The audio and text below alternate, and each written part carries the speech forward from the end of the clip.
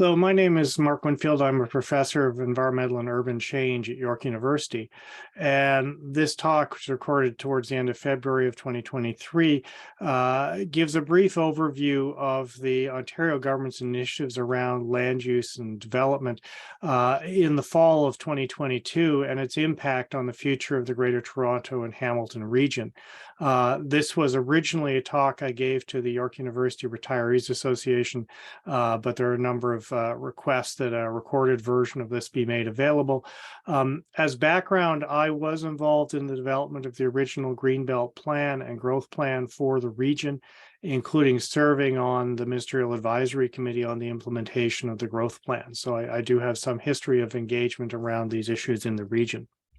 What I'm going to do is give an overview of the government's initiatives and then provide some discussion of their implications. What was presented in the fall of 2022 was presented as a housing affordability package. It consists of a number of major components.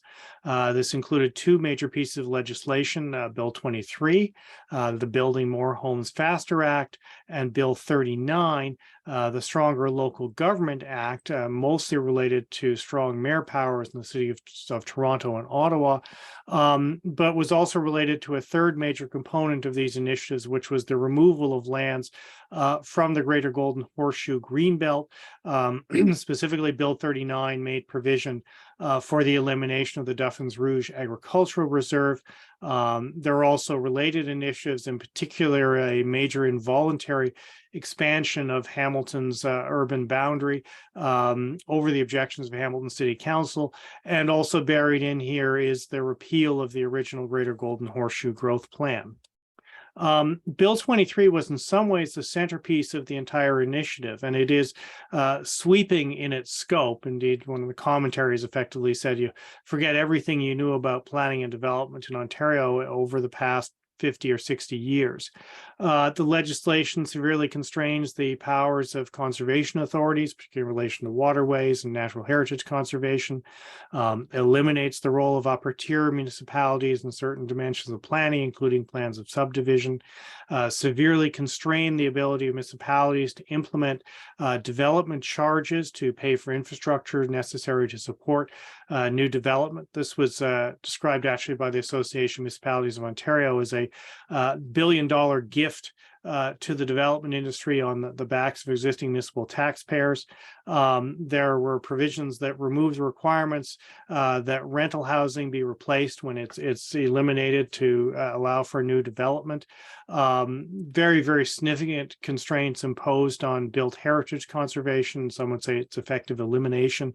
There were proposals to eliminate third-party appeals to the Ontario Land Tribunal, a right that's existed since the creation of the Ontario Municipal Board nearly a century ago.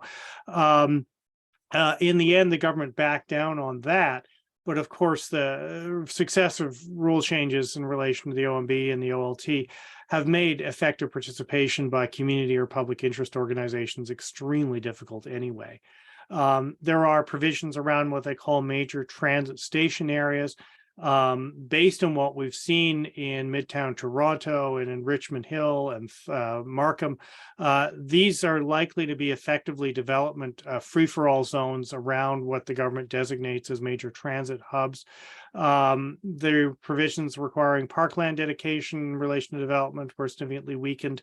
There were attempts to weaken municipal control over site plans.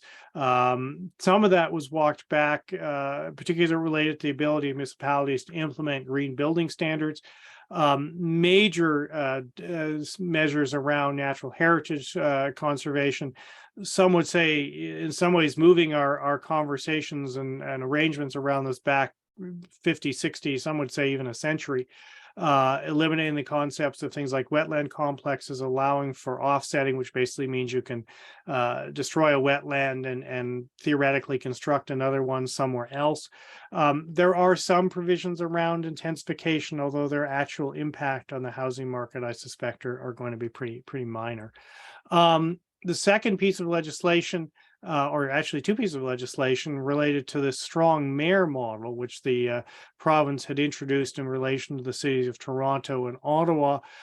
Bill 3 gave the mayor veto power over certain types of council decisions that required two-thirds majority to override. And indeed, we just saw that in play, although it didn't come to a vote, but it was certainly in the background in relation to the budget discussion in the city of Toronto.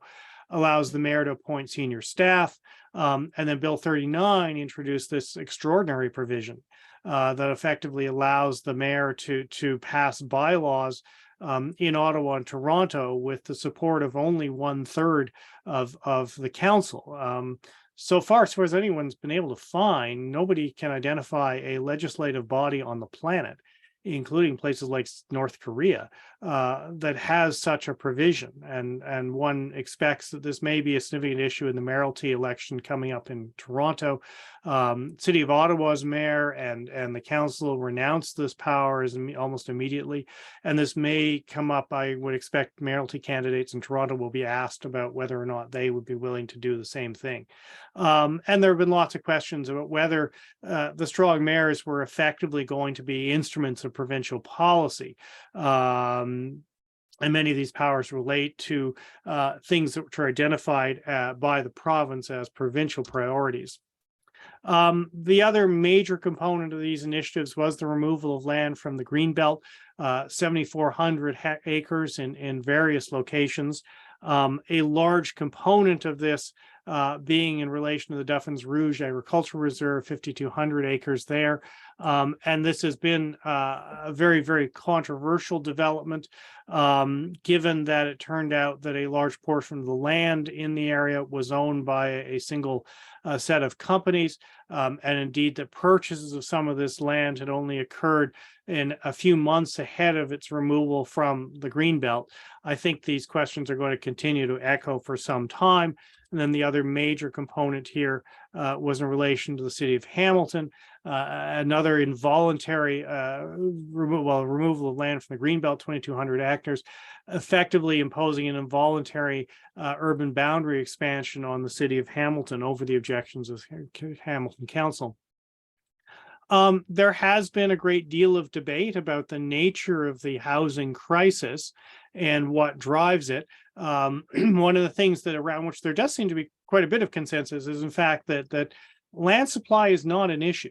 That even the government's own housing affordability task force, which was mostly made up of development industry lobbyists and mostly presented development industry wish list, even it said that land supply was not an issue, which of course raised questions about why were lands then needing to be taken out of the Greenbelt.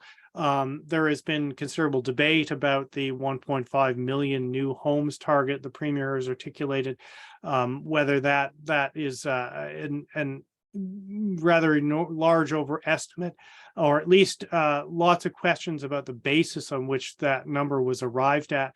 There is a commentary in the conversation from myself and Joe Castrilli at the Canadian Environmental Law Association reviewing the literature around this and sort of finding that the foundations of this number seem to be somewhat shaky, to put it mildly.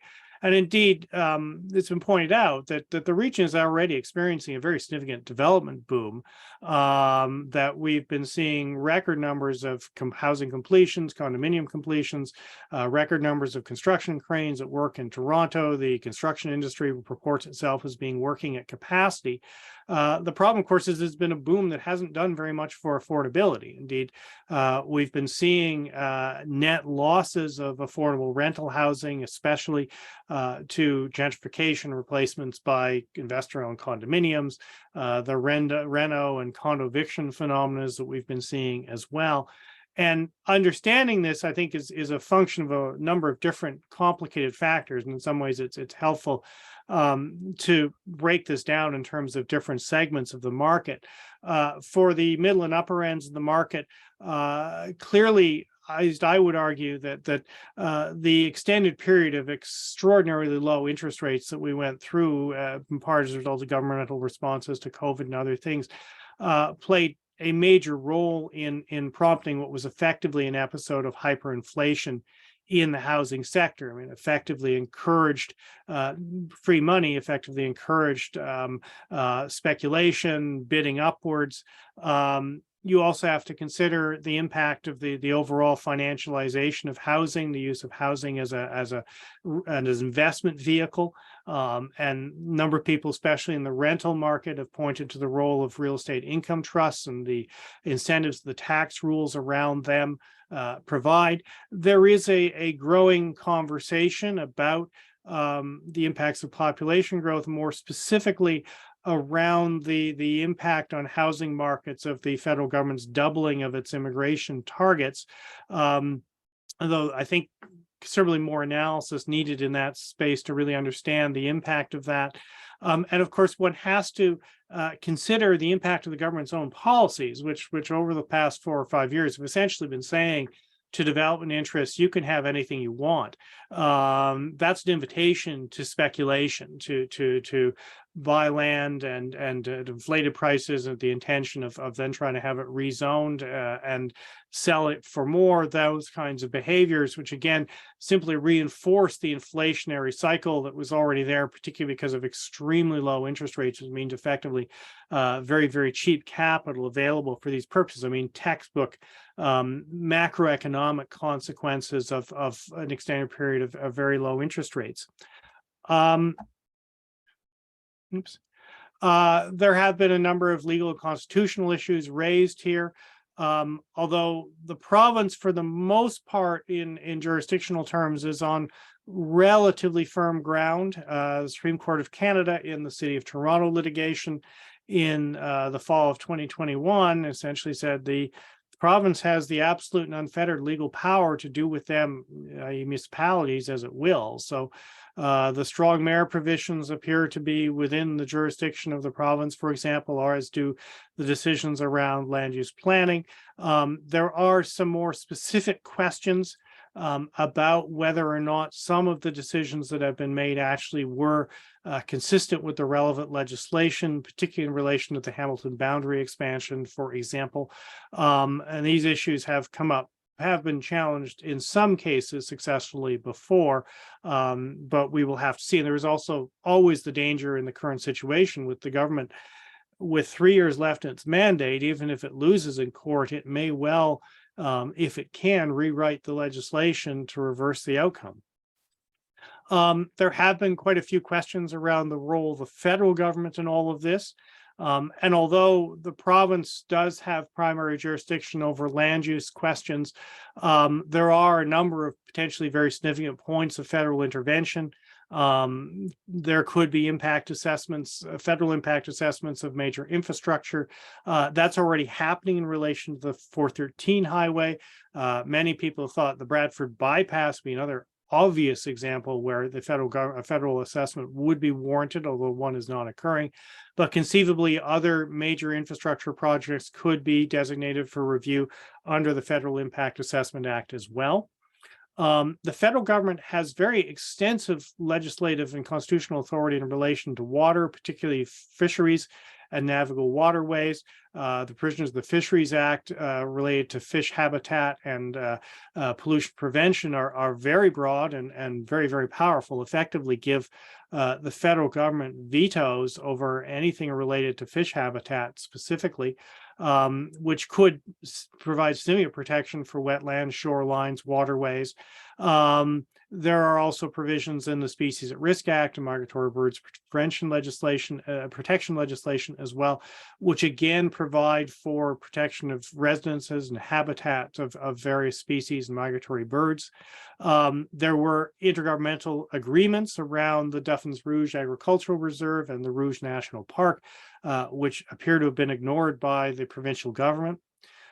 More broadly, questions have been raised about, as I mentioned before, the role of real estate income trusts in the financialization of housing, especially rental housing, and the incentives provided through the federal tax system for those types of entities.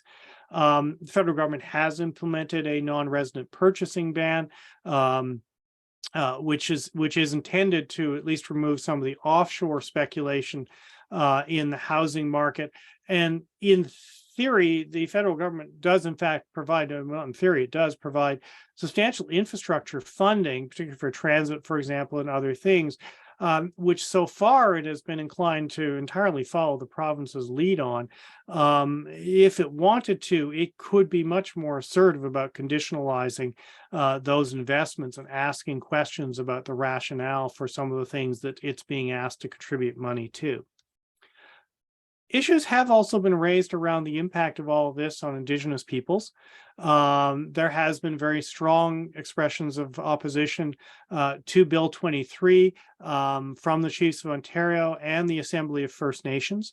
There are questions out there around impacts on treaty rights and other dimensions of Indigenous rights.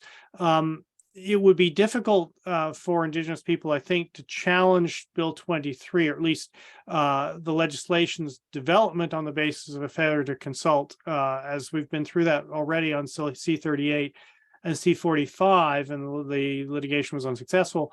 But the court was very clear, though, that if there were provisions in the legislation that in some way violated Indigenous or treaty rights, that those would be challengeable.